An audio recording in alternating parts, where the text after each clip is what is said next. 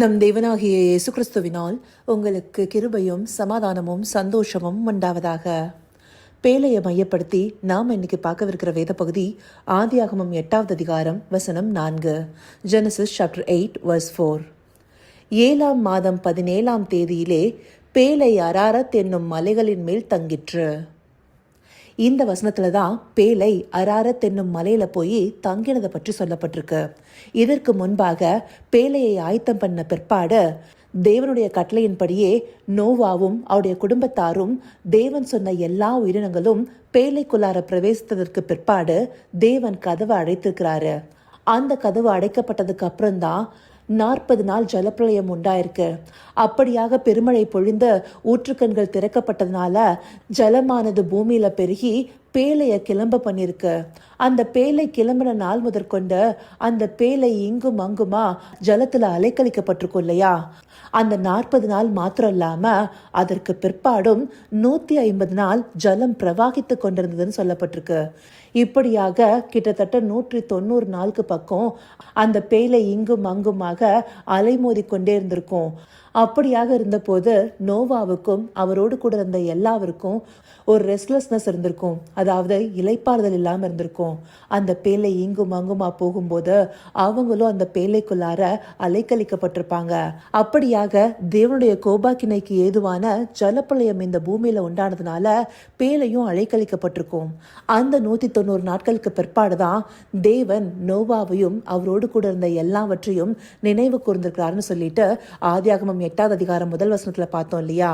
அப்படியாக தேவன் நினைவு கூர்ந்த மாத்திரத்துல பூமியின் மேல காற்றை வீச பண்றாரு. அது வரைக்கும் பிரவாகித்து கொண்டிருந்த ஜலமும் அமர்ந்தது. அந்தபடி தேவன் நோவாவையும் அவரோடு கூட பேழையில் இருக்கிற எல்லாவரையும் நினைவு கூர்ந்த பிற்பாடே ஒரு அமைதல் உண்டாயிருக்கு. அதுக்கப்புறம் 7ஆம் மாதம் 17ஆம் தேதியில பேழை அராரத் என்னும் மலைகளின் மேல போய் தங்கி இருக்கு.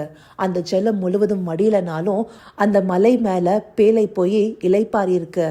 இப்படியான ஒரு இளைப்பாறுதல் தேவன் நினைவு கூர்ந்த பிற்பாடே கிடைக்க பெற்றிருக்கு.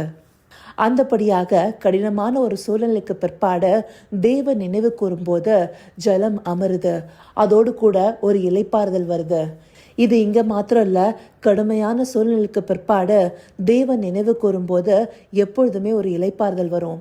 இதற்கு உதாரணமா யாத்ராகமம் 2வது அதிகாரம் 24வது வசனத்தை எடுத்துட்டோம்னா, தேவன் அவர்கள் பெருமூச்சை கேட்டு தாம் ஆபிரகாமோடும் ஈசாக்கோடும் யாக்கோபோடும் செய்த உடன்படிக்கையை நினைவு கூர்ந்தார். இந்த வசனத்துல இஸ்ரவேல் ஜனங்கள் அடிமைத்தனத்தின் நுகத்துல மிகுந்த கஷ்டப்பட்டு பெருமூச்சு விட்ட சத்தம் தேவ சமூகத்தை எட்டியதை குறிப்பிட்டிருக்கு.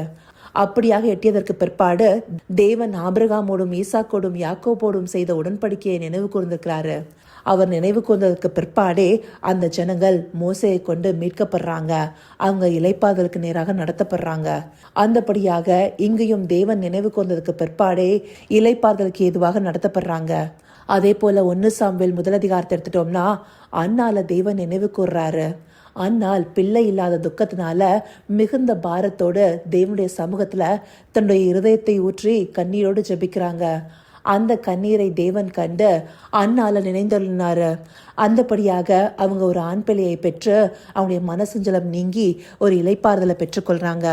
இப்படியாக தேவன் நினைவு கூறும் போதெல்லாம் ஒரு இளைப்பாறுதல் வருகிறதாக இருக்கும். அப்படி இந்த பகுதிகளிலிருந்து நாம கற்றுக்கொள்ள வேண்டியது, இந்த கடைசி நாட்கள்ல அநேக சூழ்நிலைகள் கடினமாக இருக்கும், காலம் துரிதமாக ஓடும். இப்படியான நாட்கள்ல பிசாசானவன் யாரை விழுங்கலாமோன்னு சொல்லி வகை தேடி சுற்றி பார்த்து அநேகருக்கு அலைக்கழிப்பை கொடுப்பான்.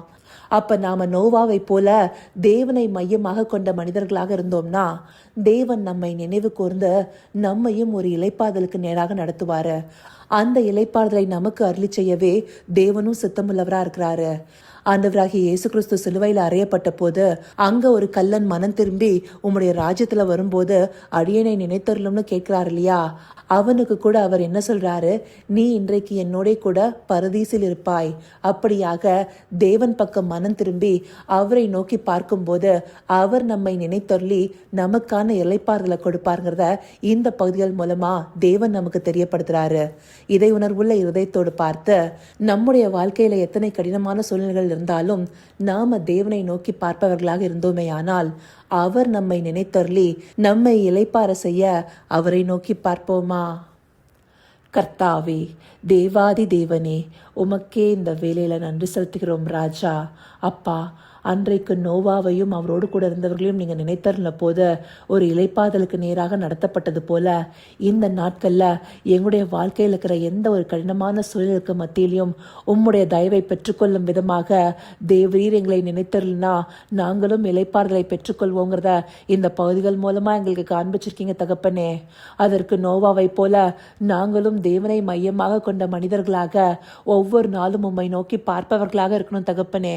அப்பா, உம்மை கிட்டி சேர விடாதபடிக்க எங்களை அலைக்கழிக்கிற பிசாசின் தந்திரங்களுக்கு நாங்கள் விலக்கப்பட்டு உம்மையே பற்றிக்கொள்ள தேவரீர் எங்களுக்கு நவமான இருதயத்தை தந்தர்லுங்கப்பா. அப்படியே நீங்க அருளி செய்ய போகிற கிருபைக்காய் நன்றி.